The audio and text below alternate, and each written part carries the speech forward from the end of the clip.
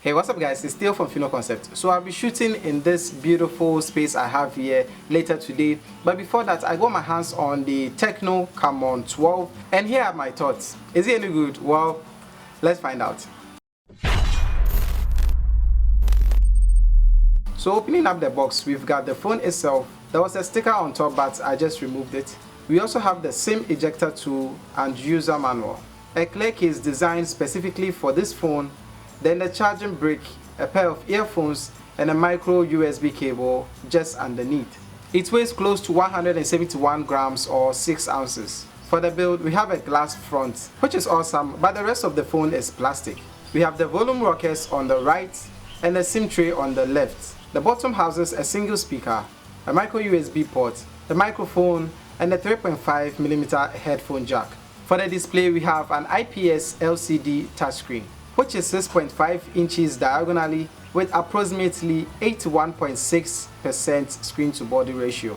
The screen is also 720 by 1600 pixels with 269 ppi density.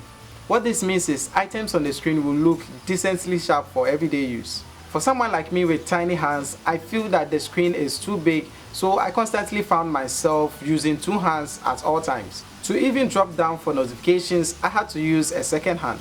Viewing the screen outdoor is quite difficult even at max brightness, and the glossy reflective nature of the screen doesn't help it as much. But once you bring it into the shades, you should see the screen again. It runs on Android 9.0 with Techno's own HIOS 5.5. The chipset this one comes with is the Mediatek MT6762 Helio P22 with 64 gigs of internal storage and 4 gigs of RAM. It also comes with 4000 mAh battery. I didn't find any problem running multiple apps at the same time. Playing games also runs smooth, which is expected of a phone which has 4 gigs of RAM. For security, this phone comes with a rear-mounted fingerprint sensor, which is pretty quick as expected. It also comes with face unlock, but I don't trust it as much. I rather prefer using the fingerprints or a local pattern or pin unlock. For the camera, we get a decent 16 megapixel rear-facing camera with an 8 megapixel ultra-wide and an additional 2 megapixel camera for the depth sensor. There's an AI cam mode which is activated by default. In their defense, they say the AI allows the phone to detect the scene and allows the camera to take very good looking images.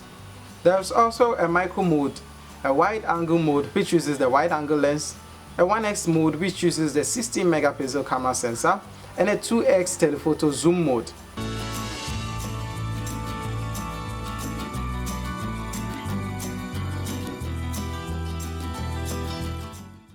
The depth sensor is there if you want it, but unless you want a circular software intense type of bokeh, this isn't the one to go for.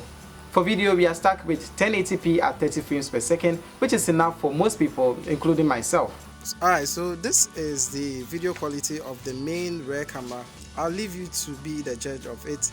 Tapping on it can allow you to increase or decrease the exposure, so you can pretty much see that. There's also a wide angle lens which allows you to see more of your view. You can see if I switch to that, this is what I get, but unfortunately you can't switch to it whilst recording in one of the videos, so you just have to set it before you even begin with your recording. For the front, we have a similar 16 megapixel wide front facing camera for group selfies. On the video side, we are still shooting at 1080p 30 frames per second for the front facing camera. Alright, so this is the video quality of the front facing camera of the Techno Camon 12.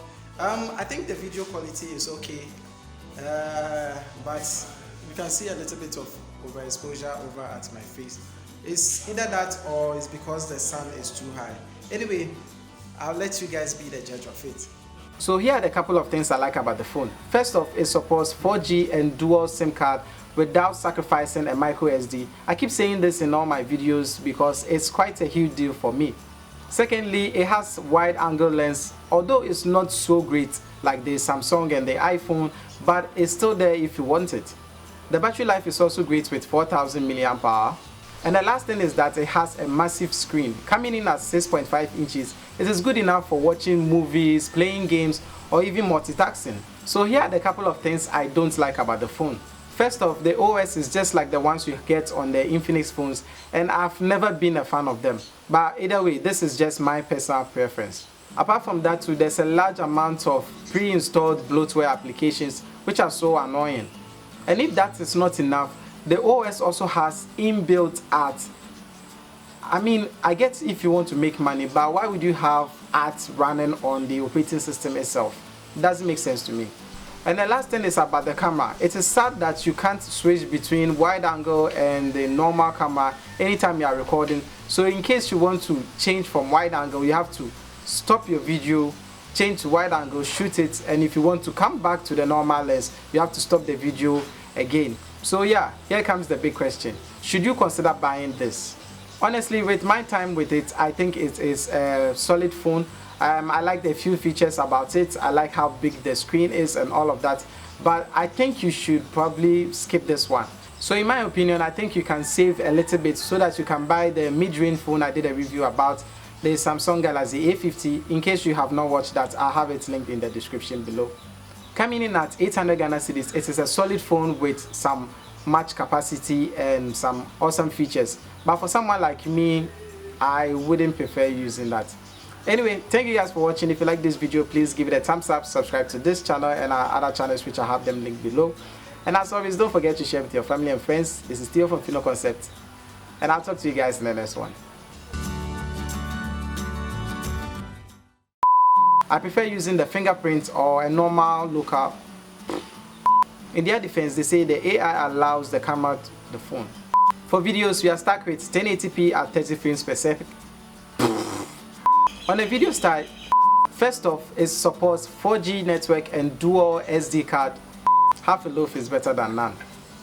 The battery life is also great with 4000 mAh battery. And the last thing is that it has a massive screen. Massive screen coming in at 6.5 inches.